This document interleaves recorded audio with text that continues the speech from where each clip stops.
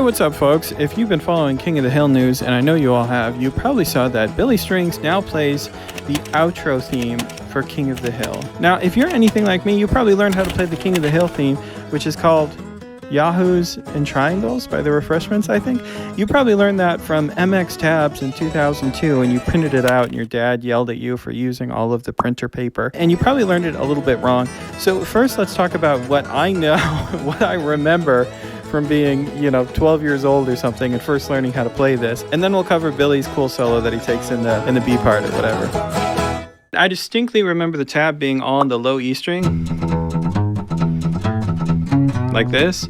And now that I'm older, I feel like it's probably not like that. So if you're a real aficionado and you know how it goes, then maybe you know that I'm wrong or not. But the way that I would play it now is probably across the E string and the open A string, which sounds more like the recording to me. Whoops.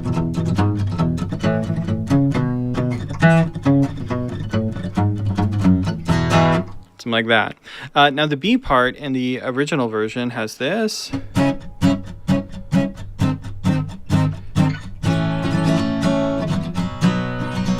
I think it's just C sharp minor, G sharp major, then an A chord, followed by a B chord, and then it goes back to. Now I know, because I've heard it once or twice already from watching the show, Billy takes solo over the B part, over these chords. And it sounds like they do that chord change twice. Gosh, in the original I don't remember them doing it twice, but that might be true. I don't know. I was a child. So obviously what I'd like to do next is I'd like to teach you how to play Billy's solo, but the only problem is I don't know how to play it yet. So I'm just going to learn it real quick, and then after that I'm going to write it down. So you'll get to see what it's like when I just learn things by ear and I don't have to worry about getting all the time right. So I know we're going to a C sharp minor chord. I know that Billy is a bluegrass guitarist just like myself. If it was me, I would play out of this box right here. And I think that's what I hear.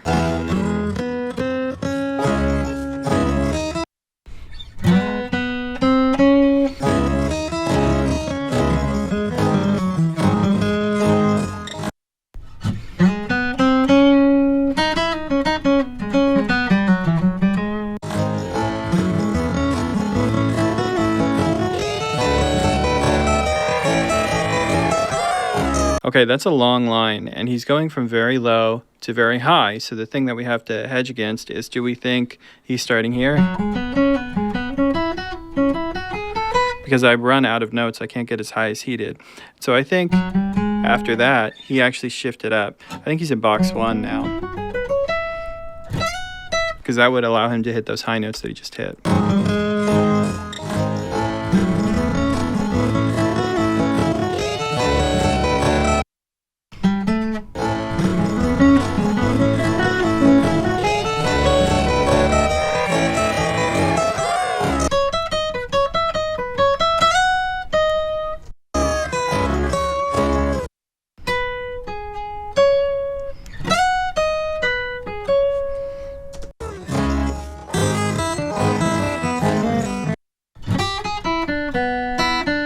That's back at home base.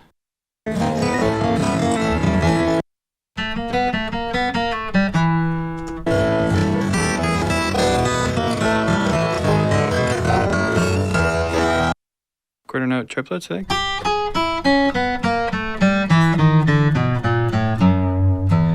So it sounds like, I think the first time he's sitting that 7. That second time with the quarter note triplet, I think I heard that note. And then we're back in. That's his whole break. So chunking it up, we got.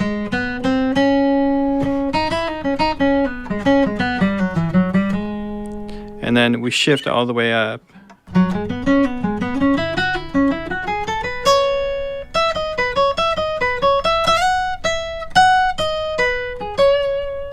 And then quarter note triplets.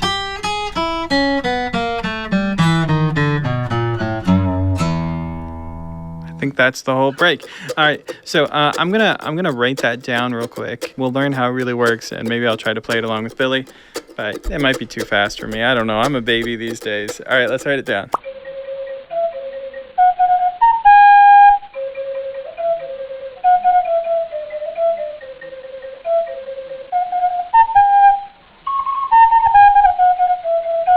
All right, so I just finished writing this thing down and dropping the chords in. Let's go ahead and analyze it. And then, like I said, maybe we'll try to get it up to speed, figure out the Billy Strings thing. Let's do it. All right, so before we even get into analyzing it, let me say I was wrong about that note. I thought I heard the C sharp there instead of the D natural. I was wrong. Whoopsie doopsie. Also, speaking of wrong, the key signature is wrong here. We should have an E major key signature. Sorry to the sheet music readers. Now it is correct. So all of this over the C sharp minor chord makes perfect sense to me. Like I said earlier, he's thinking about that pentatonic box. And then when he's getting here, he's still kind of feeling that C sharp minor pentatonic box. And really how he's making it feel like it's that G sharp chord is by making sure he lands on the right note at the end of the line. So if he was being really nerdy, he probably would have explicitly tried to point out the weird note in this chord, which is the C natural that's in a G sharp chord here. So maybe the line could have been,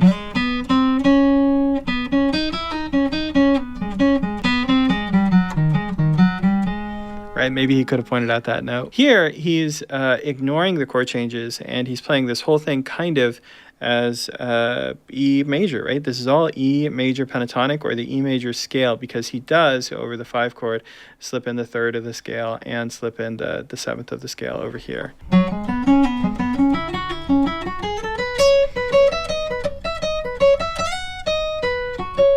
So if we look at this next line here, the C sharp minor chord here, this is kind of an odd thing that he's playing here. So he's playing this as if it's sort of a B major triad. So I think what might have happened here, I think he's extending this B major chord a little bit in his brain. So he's still feeling B major until a little bit too long. He's resolving it on C sharp minor because he knows that's where the chord change is going, but he's late to that chord change, which is really common in bluegrass music, people being a little early or late to chord changes. So don't think this is a mistake or that I'm digging on Billy or anything. He's just feeling that B chord a little bit longer than the backing band is. And here he's finally feeling that C sharp minor chord. When we get to this G sharp chord here, instead of really acknowledging the G sharp chord, he's just playing blues, which is fine. If you're in a song that's in E major, you can carefully acknowledge all the different chord changes, or you could play blues over everything, which is essentially just the minor pentatonic scale. So he's using the minor to major 3rd of the E chord, which is neat because that's a G sharp. We're playing over a G sharp chord. But the reason this works is just because he's playing blues over whatever chords he wants, so it's not a big deal. And that same thing is true for the final line that we get here with all the quarter note triplets.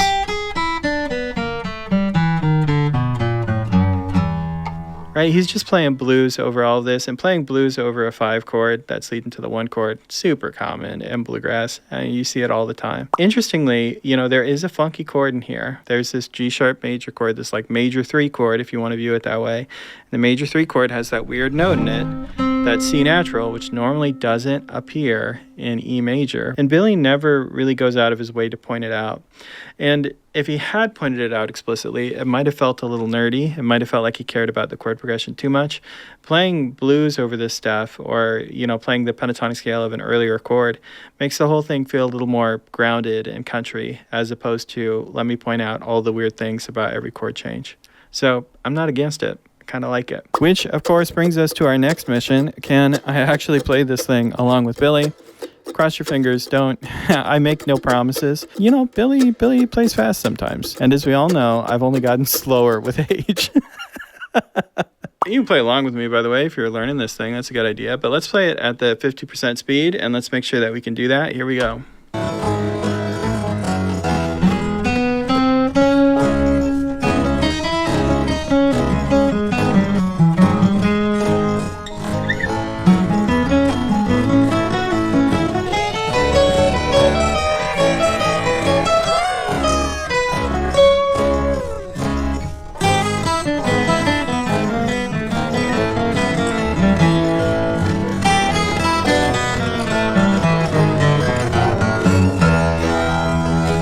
Easy peasy. Let's play it at 75% speed.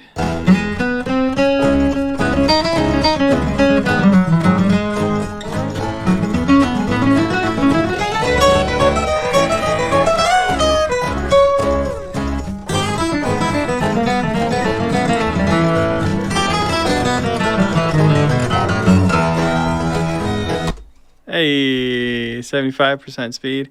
Now we gotta eke it up a little bit slower. Let's see. Let's do 85.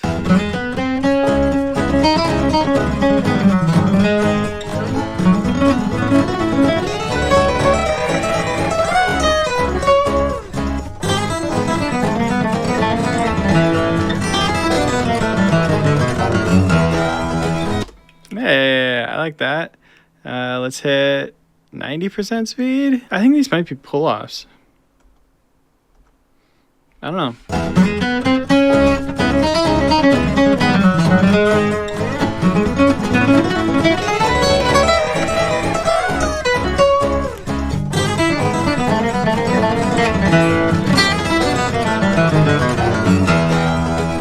What are you gonna do? That's close enough. That one part is hard, man. That little repeater way up the neck. That's not easy for me, man. I also don't play stuff like that, but no excuses. No excuses. I'll just say it's tough. If you can play it, and you can play it as fast as Billy, please post it. Tag me in it. I'd love to see that, man. All right, as always, you can get this tab in the tab store at lessonswithmarcel.com. There's actually been a huge renovation of the tab store recently. We're moving a lot of our sort of random one-off tabs into tab books, making it much easier to find things. There's also been a big overhaul of the account section. You can now view tabs natively on the website, and it's super fun. You should check it out. I spent a bunch of time on it. Maybe one of these days we'll make a big Billy Strings collection, toss like 100 Billy Strings tab into a PDF book that you can download. If you'd like to see that, let me know in the comments. I'll make that happen. But as always, please check out lessonswithmarcel.com. You can sign up for private lessons with some of our incredible instructors that we have on staff. Lots of them are national flat picking champions, which is... It brings me so much joy to say I myself am not a national flat picking champion. I'm just the guy who writes things down really fast. So there you go. Anyway, I hope you enjoyed this quick video. You all have a good day, and I'll see you next time.